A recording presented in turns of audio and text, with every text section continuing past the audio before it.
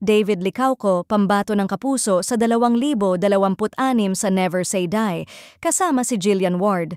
Handa na muling makipagkulitan sa telebisyon si David Licauco at ngayong 2026, siya na ang pangunahing aabangan ng kapuso viewers sa bagong series na Never Say Die kung saan makakasama niya si Jillian Ward.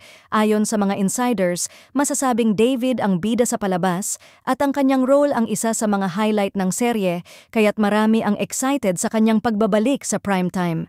Habang abala ang kapuso aktor sa iba't ibang proyekto, malinaw na si David Licauco muna ang nakatutok sa Never Say Die at sa ngayon, wala pang ibang kasamang tambalan tulad ni Eman Bacosa.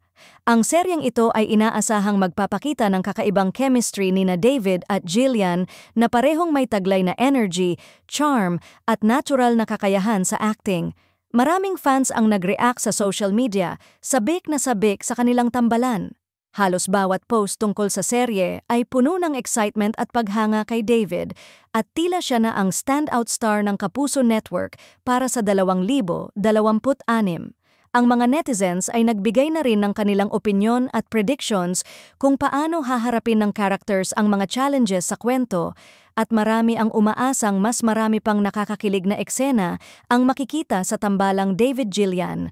Bukod sa kanyang bagong proyekto, abala rin si David sa iba pang endorsements at kapuso activities, ngunit malinaw na Never Say Die ang kanyang pangunahing focus sa susunod na taon. Ang series ay inaasahang magpapakita ng mas mature at versatile na acting ni David na magpapatunay kung bakit isa siya sa pinaka-promising stars ng Kapuso Network sa kasalukuyan.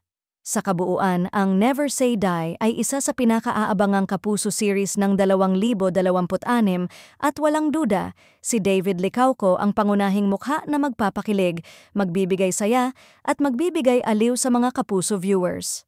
Ang tambalan nila ni Jillian Ward ay tiyak na isa sa pinakainaabangan at sa dami ng fans na nag-aabang ng bawat update, tiyak na magiging hit ang palabas pagdating ng premiere nito.